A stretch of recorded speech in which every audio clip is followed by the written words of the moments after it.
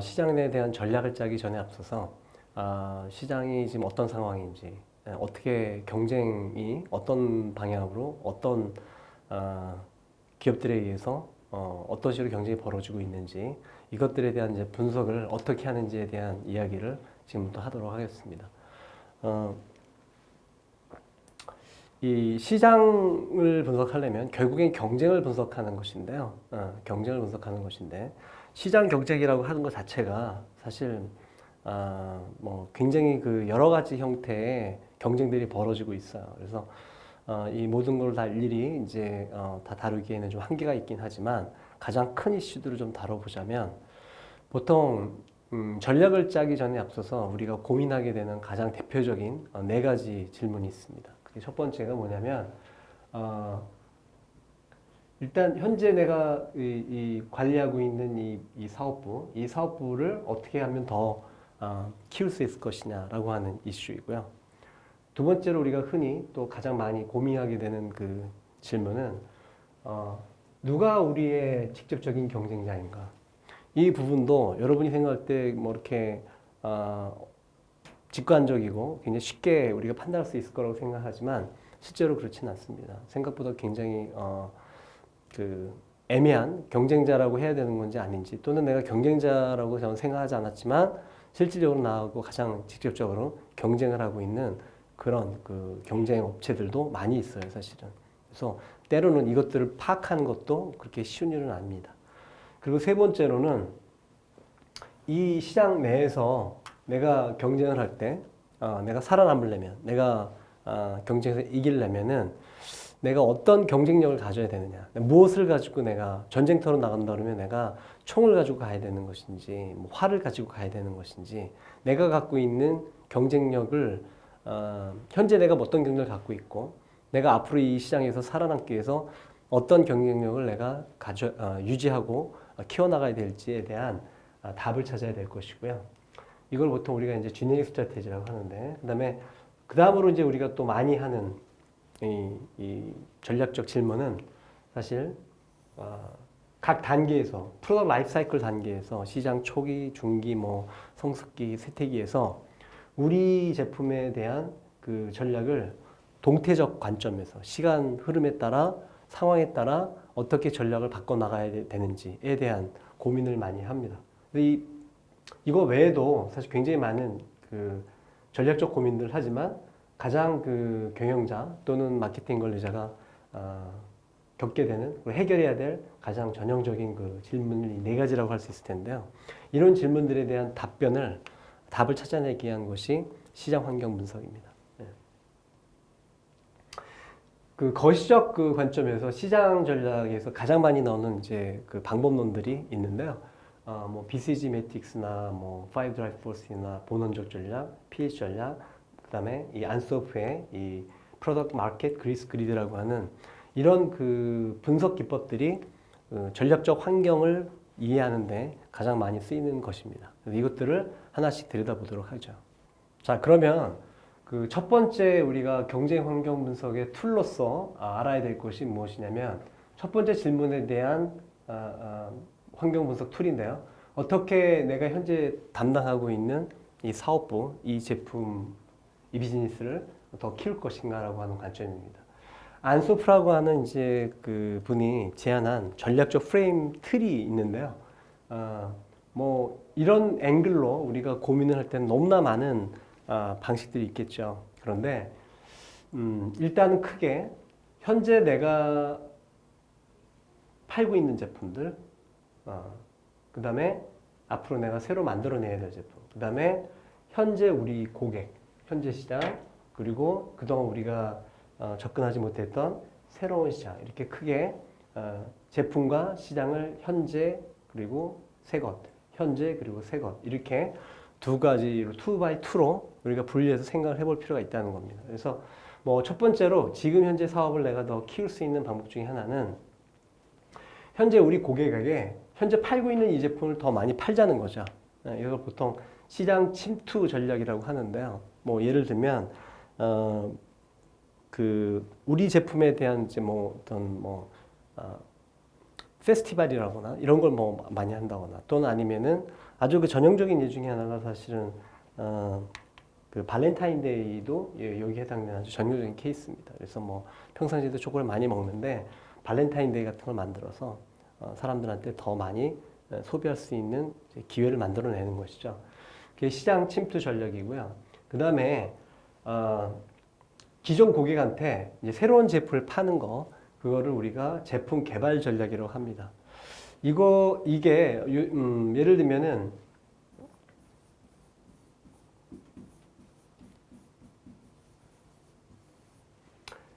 이 아이디어의 그 가장 전형적인 전략이 뭐냐면 이 크로스셀링이라고 하는 이제 그 아이디어인데요. 한마디로 얘기를 하면은 카카오톡 같은 케이스죠.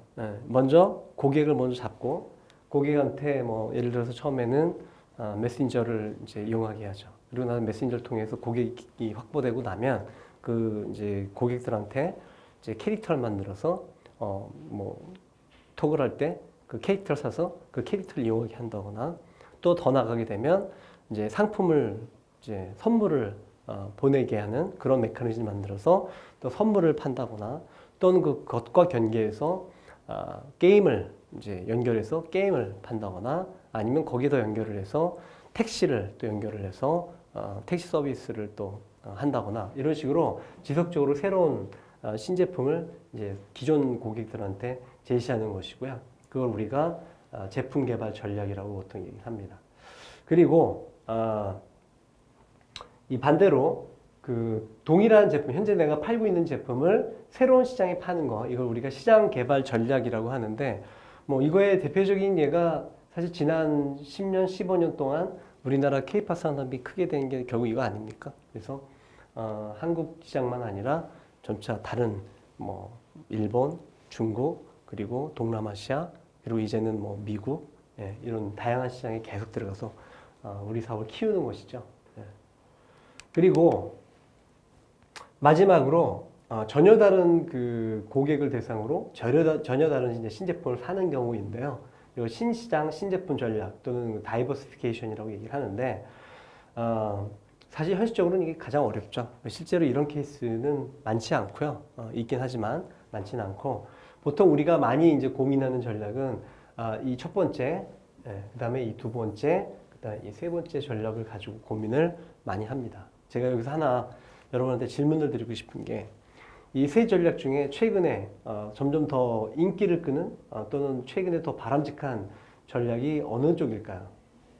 뭐 물론 우리 회사 그다음에 내가 그 몸담고 있는 산업의 특징에 따라 이제 달라지겠죠. 하지만 일반적으로 2000년대 전까지만 해도 사실 가장 인기를 끌었던 방식은 사실은 이 시장 개발 전략이었어요. 그런데 2000년 이후에 눈에 띄게 지금 사실은 이 제품 개발 전략이 눈에 띄게 요새 더욱더 인기를 끌고 있고요. 많은 기업체들이 이 제품 개발 전략에 관심을 많이 갖고 있습니다. 뭐 기본적으로 그 이유는 과거에는 이 제품을 개발하는 비용이 많이 들어갔고 시장을 개발하는 비용, 다시 말하면 새로운 고객을 끌어들이는 비용이 상대적으로 적었기 때문에 그렇기 때문에 시장 개발 전략이 굉장히 인기를 끌었었는데 시간이 가면 갈수록 현 시장에서의 특징은 뭐냐면 제품 개발 비용보다는 그 고객 개발 비용, 시장 개발 비용이 점점 더 비싸지고 있어요. 그러다 보니까 시장 개발 전략에서 제품 개발 전략으로 그 인기가 좀 이제 이쪽으로 가고 있는 상황입니다. 자, 그리고 두 번째, 그 경쟁 환경 전략 분석을 하는데 또 두 번째로 가장 많이 우리가 사용하는 것은 뭐 이런 얘기죠. 만약에 내가 어떤 뭐 예를 들어 가지고 두부를 팔고 있어요. 두부를 팔고 있는데 두부도 팔고 있고 뭐 생수도 팔고 있고 콩나물도 팝니다. 풀무원이라고 예를 들도록 하죠. 한 가지 이슈는 매년 고민해야 될 것 중에 하나가 뭐냐면 모든 사업부서가 다 당연히 투자를 많이 해주면 좋겠죠. 그런데 뭐 재원이라고 하는 건 한정되어 있는 것이고 또 효율적으로 써야 되는 것이니까 그 마케팅 자원을 여기서 얘기하는 마케팅 자원이란 뭐 돈만이 아니라 마케팅 인력도 있을 수 있는 것이고요. 이런 그 자원들을 어느 부서에, 어느 사업부에 더 많이 할당을 할 것인가라고 하는 매우 그 전략적 의사결정이 있습니다. 그 앞서서 제가 한번 말씀을 드렸지만 SBU라는 거 기억하고 계시나요? 전략적 비즈니스 유닛, 그죠? 예. 그래서 이 SBU, Strategic Business Unit이라고 하는 거, 다시 말하면 회사 내에 있는 조직 중에 그 전략적으로 독립인 조직, 다시 말하면 전략을 짤 때 독립적으로 관여하지 않는 그런 독립적인 조직을 우리가 SBU, 보통 회사 내에서 사업부가 보통 이런 수준인데요. 그 각 사업부에 어떻게 우리가 자원을 활동할 것인가라고 하는 이제 고민이 있죠. 예. 그래서 이 고민을 해결하기 위해서 이제 제안한 한 가지 중요한 툴이 뭐냐면 이 프로덕트 포트폴리오 매니지먼트 또는 프로덕트 포트폴리오 매트릭스라고 하는 것이 있습니다. 이것도 여러 가지가 있는데 그 중에 이제 가장 대표적이고 오래된 그 대표적인 모델이 BCG 매트릭스고요. 보스턴 컨설팅 그룹에서 이제 제안한 매트릭스인데 뭐 이거만이 아니라 GE 매트릭스도 있고 여러 가지 매트릭스는 있습니다. 하지만 기본적인 목적은 똑같습니다. 내가 가지고 있는 여러 사업부가 있는데 이 사업부들한테 내 마케팅 자원을 어떻게 얼만큼 어떤 기준으로 할당해야 될 것인가라고 하는 이제 이슈인데요. 그 사업부별로 내가 그 자원을 할당할 때 가장 중요한 그 기준을 우리가 생각해 보면 결국 두 가지예요. 하나는 이 시장이 얼마나 매력적이냐, 시장 매력도. 그다음에 또 한 가지는 내가 갖고 있는 이 제품이 또는 우리 이 사업 부서가 얼마나 경쟁력이 있느냐, 또는 뭐 시장 관점에서 보면 얼마나 이 제품이 매력 있는 제품이냐, 이 시장에서. 결국 이 두 가지에 의해서 성과라고 하는 것이 결정되는 거니까 이 두 가지를 가지고 평가를 하자. 그래서 한 축은 시장 매력도를 의미하는 것이고요. 여기 보면은 이 Y축, 이 Y축이 시장 이제 적어볼까요? 시장 매력도라면 시장 매력도를 평가할 수 있는 지표가 무엇이 있을까요? 여러 가지 있겠죠. 예를 들면은 뭐 시장이 얼마나 크냐, 사이즈, 그죠? 마켓 사이즈.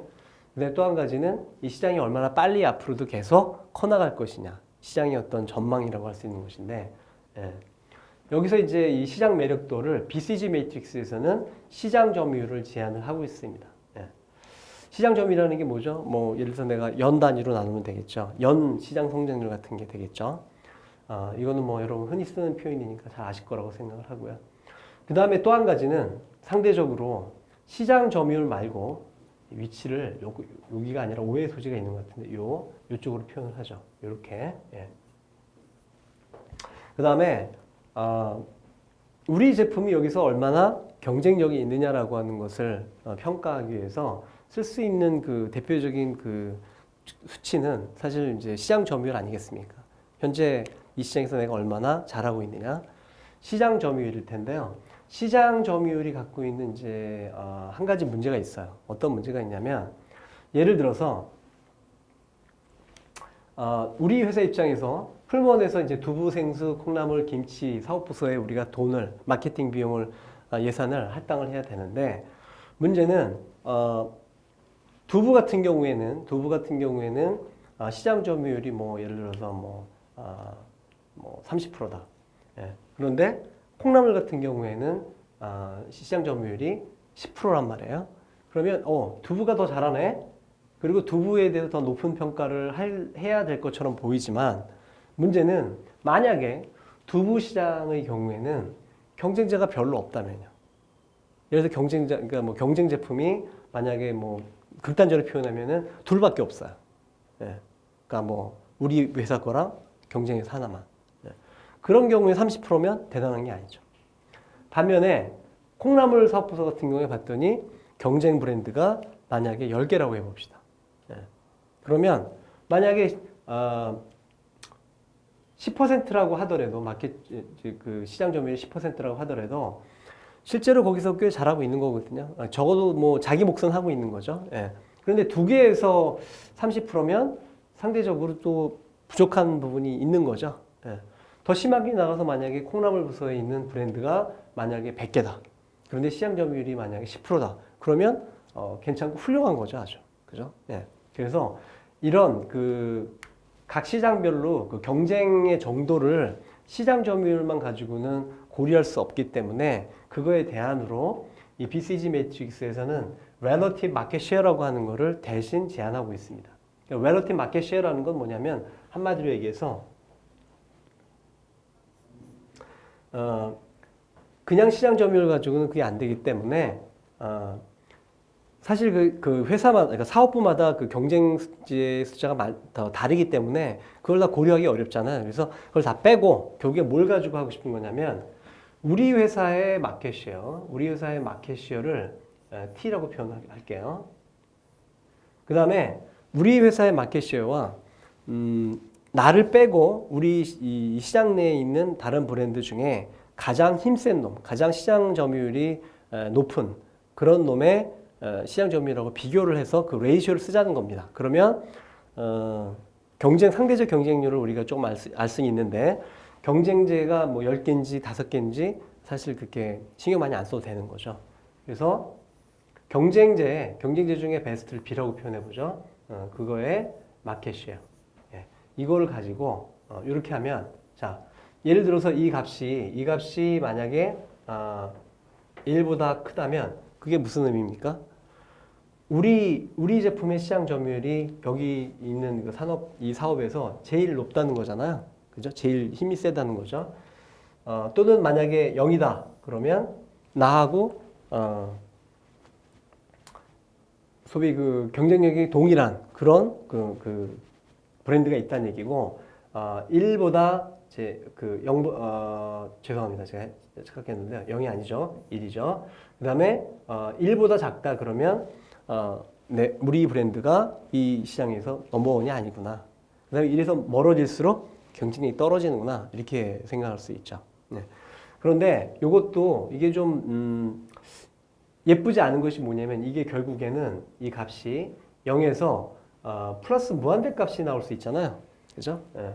그 다음에 사실은 요 1과 요 사이가 굉장히 중요하고 1 이상이 굉장히 큰 의미를 갖게 되는데 이게 뭔가 밸런스가 좀 맞지 않는 것 같다. 그래서 그림으로 볼 때 좀 더 대칭성을 이루기 위해서 생각을 한 게 뭐냐면 여기다가 로그를 취해주는 겁니다. 로그를 취해주면 만약에 1인 경우라면 0이 되겠죠. 다시 말하면 이게 0을 기준으로 해가지고 이쪽에 플러스가 무한대, 그 다음에 마이너스 쪽으로 무한대 값으로 이걸 이렇게 대칭적으로 이렇게 평평하게 피기 위해서 로그를 취해줍니다. 그래서 로그를 취해주고 우리 회사의 마켓시어 나누기, 우리 회사를 제외한 다른 경쟁 브랜드의 마켓시어를 가지고 값을 계산하면 상대적 경쟁력을 좀 쉽게 볼 수가 있겠죠. 이거를 relative market share라고 얘기를 합니다. 그래서 이 두 가지 시장 점유율과 그 다음에 이 RMS 이 두 개를 가지고 우리가 갖고 있는 사업부를 여기다 찍어보는 거죠. 네. 시장 점유율도 그러면 이게 여기가 이제 높은 값이고, 그죠? 그 다음에 여기가 낮은 값일 텐데, 네. 그리고 이제 여기서 이 relative market share는 여기가 높은 값이고요. 그 다음에 여기가 낮은 값입니다. 이건 뭐 어떻게 바꾼 간에 상관은 없는 것이지만, 자, 그런 상태에서 보면은 현재 이 제품, 만약에 그리고 이제 또 한 가지는 이 기준점을 어떻게 잡을 것인가라고 하는 것인데, RMS 같은 경우는 보통 뭐 0을 기준으로 할 수도 있고요. 또는 상황에 따라서 자기가 기준을 잡으면 되는 것이고요. 근데 시장 점유율도 우리가 봐서 시장 점유율이 높은 게 예를 들어서 10% 이상이다. 그러면 10을 기준으로 할 수도 있는 것이고 5% 이상이면 높다라고 한다면 5%를 기준으로 하면 되겠죠. 자, 이런 상황에서 두부, 생수, 콩나물, 김치를 찍어보는 거죠. 찍어봤는데 만약에 이 제품이 일단 이 제품이 어떤 셀에 들어가냐에 따라서 우리가 이제 전략적으로 어떻게 전략적 투자를 어떻게 해야 될지가 결정이 되는 것인데요. 그 얘기를 하기 전에 한번 요거 계산하는 걸 한 번만 확인을 해보고 연습을 해보고 그리고 더 설명을 하도록 하죠. 예를 들면 이런 겁니다. 여기서 만약에 제주 삼다수의 경우에 RMS를 계산하고 싶다. 그럼 어떻게 하면 되겠습니까? 당연히 제주 삼다수의 현재 여기 나와 있는 이 마켓시어는 제가 이제 예로서 임시로 그냥 적어놓은 값이거든요. 실제 값은 아니고요. 제주 삼다수 입장에서 마켓 쉐어는 18.9입니다. 그죠? 예. 그러면 제주 삼다수의 RMS 얼마일까요? 아까 말씀드렸다시피 실질적으로 18.9가 이제 이 제품의 이제 시장 점유율이잖아요. 그러면 이걸 빼고 그 중에 제일 그 힘센 놈의 시장 점유율이니까 당연히 여기서 뭡니까? 예, 여기서 봤었을 때 서울이겠죠. 그래서 18.5가 들어가는 것이고요. 요거를 우리가 RMS라고 하기도 하고 또는 뭐 편의상 아까 제가 말씀드렸던 것처럼 좀 마이너스부터 플러스까지 쭉 이제 펼쳐놓고 대칭적으로 표현하고 싶어서 여기에 로그를 취한 것을 RMS로 쓸 수도 있습니다. 예. 그리고 만약에 음료 시장의 연성장률이 10%다. 그러면 만약에 우리가 생각할 때 7%가 예를 들어서 이상이면은 시장이 굉장히 성장하고 있다라고 우리가 예상을 할 수 있다면 요 값은 지금 보면은 1 이상이죠. 1보다 살짝 올라간 거죠. 그리고 시장 점유율 연 성장률은 10%면 다시 1로 돌아가서 보면 예. 1보다 지금 이제 RMS 좀 1보다 살짝 높은 거예요. 그죠? 살짝 높고 그 다음에 여기서는 이제 요거를 그 로그를 취하지 않은 거로 일단 설명을 하도록 하죠. 예. 그래서 1보다 살짝 높고요. 그 다음에 10%인데 여기가 5% 만약에 여기가 여기 지금 성장률을 0%를 가지고 기준을 만들어 놨는데 여기 10%가 여기죠. 예. 그러면 살짝 여기가 되겠죠. 여기가 제주 삼다수의 위치가 되는 거죠. 이런 식으로 이 물, 두부, 예? 네, 생수, 그 다음에 여기 김치 이렇게 찍을 수 있잖아. 예, 이렇게 찍게 되면 그 다음에 우리가 고민해야 될 이슈는 이걸 어떻게 관리할 것인가에 대한 이슈인데요. 어떻게 관리할 것이냐? 다시 이 그림을 가지고 설명을 하자면 첫 번째로 만약에 우리 사업부서가 요 셀에 있다. 요 셀이라고 하는 건 뭐예요? 이제 상대적인 그 점유율은 떨어지죠. 여기 지금 제가 이 그림을 그릴 때 잘못 표현했네요. 제주 삼다수가 1 이상이니까 여기가 되겠죠. 그죠? 여기입니다. 그래서 요 셀에 들어가게 되면 1등이 아닌 거예요. 상대적으로 우리도 더 센 브랜드가 있는데 특히 이쪽으로 가게 되면 점점 더 경쟁률이 떨어지는 거죠. 그 다음에 그런데 시장은 매력적이에요. 왜? 시장 성장률이 높으니까. 그래서 이런 경우를 우리가 퀘스천 마크, 고민스럽다. 그래서 이제 퀘스천 마크라고 표현을 하는데요. 이 경우에는 두 가지 결정을 할 수 있죠. 하나는 여기에 과감하게 많은 투자를 해서 이 제품을 이 방향으로 가게 할 것이냐. 이 방향이라고 하면은 시장 성장률도 높고 그다음에 시장 점유율도 높은 그런 셀로 이제 옮겨가게 할 수 있을 것인가. 이게 바로 집중적인 투자를 의미하는 빌드를 의미하는 것이고요. 그 다음에 사실은 포기하고 이제 끝낼 수도 있는 거죠. 그 얘기는 잠깐 뒤로 하고요. 그 다음에 만약에 우리가 이 제품을 열심히 투자를 해가지고 이 제품이 시장 점유율이 급격하게 올라갔고요. 그래서 이쪽에 위치를 하게 된다면 이쪽에 위치를 하게 된다면 스타라고 보통 우리가 이제 말을 합니다. 이 셀에 있는 사업부를. 이 사업부는 말 그대로 시장도 굉장히 성장을 하고 있고 그 성장하는 시장에서 우리 브랜드가 지금 1등인 거죠. 그런데 이 경우에 보면 워낙 경쟁이 치열하기 때문에 여전히 투자를 많이 할 필요가 있습니다. 그래서 투자를 더 할 것이냐, 빌드가 여전히 이제 가능할 수도 있고 아니면 투자를 더 하진 말자. 하지만 투자를 멈출 수는 없다. 그런 의미로 우리가 홀드 전략이라고 합니다. 홀드라고 하는 투자 전략이 있을 수 있고요. 그리고 어느 시점이 되면 우리 회사의 목적은 돈을 버는 게 목적이다 보니까 돈을 벌려면 어느 시점에선가 이제 이윤을 이제 끌어내기 위해서 고민하게 될 텐데 대개 보면 시장이 이제 성숙기에 접어들게 되면 기업들이 이윤 창출에 더 관심을 많이 갖게 되죠. 그래서 시장이 점점 이제 성장률이 떨어져서 특정 기준 이하로 떨어지게 되면 그때부터는 우리가 이 시장에 있는 이제 사업부를 보통 우리가 이제 캐시카우라고 보통 얘기하는데요. 요 셀에 들어오게 되면 이때부터는 이윤을 극대화하기 위해서 투자를 이제 줄이기 시작을 하죠. 예. 그래서 이거를 마치 우리가 가을에 모내기 하듯이 추수한다. 그래서 하비스트라고 이야기합니다. 투자를 줄이는 거죠. 그래서 이윤을 이제 확보하기 위해서. 그러다가 이 시장 내에서도 경쟁이 떨어져서 소위 그 네 번째 셀, 이 네 번째 셀을 이제 도그라고 표현하는데 이 셀로 오게 되면 이때부터는 이제 고민이 유지할 거냐 아니면 아예 접을 거냐라고 하는 거죠. 그래서 이제 완전히 정리하는 경우를 이거를 우리가 다이베스트라고 표현합니다. 그래서 이 포트폴리오 이 매트릭스를 들여다보면서 각 사업 부서에 대해서 이 사업 부서를 키울 것인지 빌드 아니면 이 현재 투자를 유지할 것인지 홀드 아니면 현재 투자비를 그동안 많이 했는데 좀 줄이고 이윤을 창출하는 쪽으로 갈 것인지 하비스트 그다음에 아예 완전 접자 정리하자 다이베스트 이렇게 네 가지로 크게 투자 전략을 표현할 수 있습니다. 자, 그래서 뭐 지금 여기 있는 이제 요 네 가지 그 투자 전략이 바로 포트폴리오 관리 전략이라고 보통 얘기하는 것이고요. 이 BCG 매트릭스가 갖고 있는 이제 단점들이 있어요. 이 BCG 매트릭스가 갖고 있는 단점은 뭐냐면 첫째는 이 시장 점유율이라고 하는 것이 굉장히 자기적이에요. 무슨 얘기냐면 예를 들어서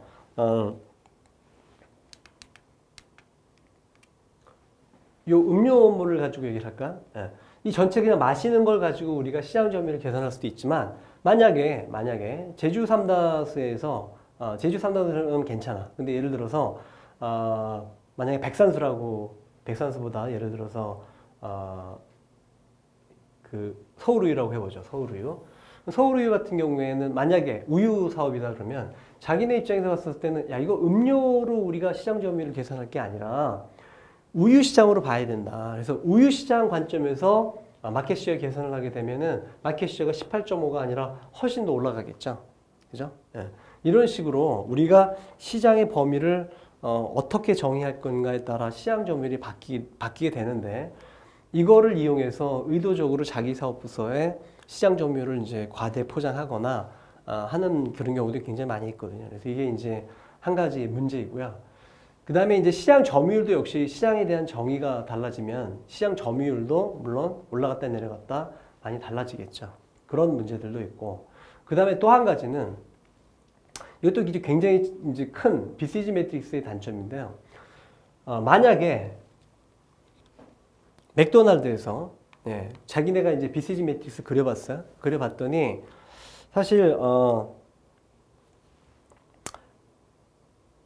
그 버거를 가지고는 돈을 잘 못 벌어요. 버거를 가지고는 성장률도 별로 시장 성장률도 높지도 않고.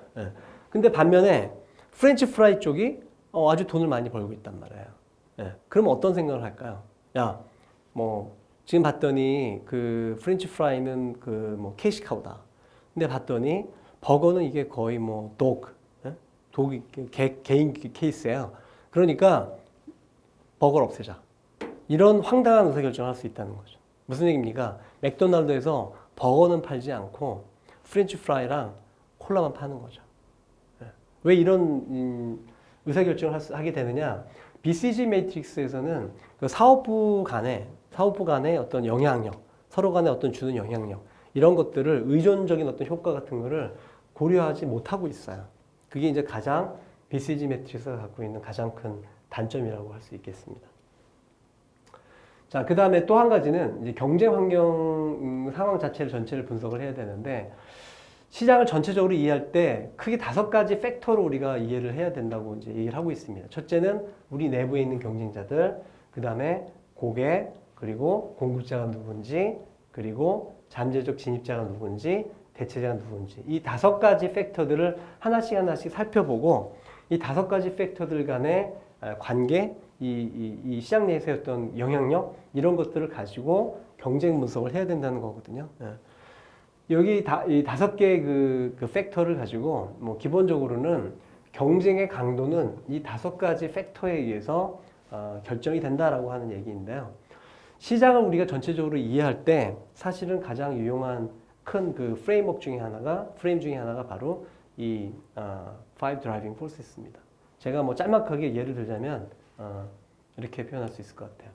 예를 들어서 뭐 비트코인이라고 하는 요새 암호화폐를 가지고 표현을 하자면 비트코인 입장에서 보면은 인더스트리 내 경쟁자 누굽니까? 뭐 비트코인 대안으로 나오는 알트코인들이죠. 그래서 비트코인 캐시나 뭐 비트코인 라이트나 많죠. 뭐 이더리움도 있고 이오스도 있고 리플도 있고 최근에는 뭐 페이스북에서 이제 리브라도 이제 런칭을 하려고 하고 있는데 이렇게 경쟁 제품들이 많죠. 그래서 이것들 하나씩 이해를 하는 게 필요하고요. 그 다음으로 누가 이 비트코인들을 사느냐? 연령별로 따지면 20대 대학생, 30대 싱글, 그다음에 중년들이 이제 주로 많이 사고, 특히 남자들이 주로 많이 사고요. 여태까지 상황을 보면. 그다음에 국가로 치면은 지금 압도적으로 제일 많이 거래를 하고 있는 건 미국이고, 그다음에 일본, 그리고 한국 이런 식으로 많이 거래가 벌어지고 있고요. 그다음에 뭐 중국이나 독일이나 뭐 다른 나라들이 또 있고, 여기 이제 고래라고 하는 건 이제 그 중에 유난히 많은 코인을 보유하고 있는 사람들 이제 고래라고 보통 표현하는데 이렇게 표현할 수 있을 것 같고요. 그 다음 대체제가 무엇일까? 당연히 비트코인의 가장 큰 이제 대체제의 성격을 갖고 있는 게 금일 것이고요. 사실은 이 정부의 화폐도 역시 어떻게 보면은 대체제 관계인 거죠, 사실은. 예. 그렇고 공급자 관점에서 보면은 뭐 거래소가 공급의 역할을 사실 하고 있고요. 유통업자죠, 쉽게 얘기해서. 그 다음에 이 개발자들. 그래서 뭐 원래 비트코인을 만든 뭐 사카시 나카모토나 또는 이더리움을 개발한 뭐 비탈릭 부테린이라는 사람이거나 그 다음에 또 이제 중국에 있는 채굴자들 이런 사람들이 이제 공급자 역할을 할 것이고요. 그리고 잠재적으로 진입할 그 경쟁자를 보면은 이제 국가들이 이제 지금 그런 관심을 많이 가지고 있죠. 대표적인 나라가 뭐 베네수엘라 같은 경우도 그렇고 일본 같은 경우도 그렇고 자체적으로 자기네가 화폐를 개발해서 공급하려고 하는 경우들도 있고. 그다음에 이제 SNS 업체들 아까도 얘기했지만 아직은 들어오지 않았지만 뭐 텔레그램이나 뭐 이런 카카오나 네이버도 다 자기네가 자체 코인을 만들어서 제공하려고 하고 있고 게임 업체들, 블로그 업체들 뭐 이런 업체들도 이제 자꾸 이런 코인들을 개발해서 제공하려고 하고 있지 않습니까? 예. 그래서 우리가 시장에 대한 전반적인 분석을 할 때 가장 큰 그림을 이제 그려야 될 텐데 그게 바로 이 Five Driving Forces 가지고 이거를 정리를 해보면 전체 시장을 갖다가 한눈에 파악할 때 많은 도움이 됩니다. 여러분들이 실제로 만약에 여러분 상사 되시는 분이 새로 부임하셔서 지금 당신이 담당하고 있는 이 사업부에 시장을 갖다 좀 보고를 해봐라 라고 한다면 제가 볼 때 반드시 집어넣고 설명을 해야 될 슬라이드가 바로 이게 아닐까라고 생각을 합니다. 이거 외에도 여러 가지 환경 분석 툴이 있는데요. 시간이 이제 부족하므로 이번 시차에서는 이 정도만 얘기를 하고요. 다음 시차에 나머지 환경 분석 툴도 제가 소개를 하도록 하겠습니다. 예, 수고하셨습니다.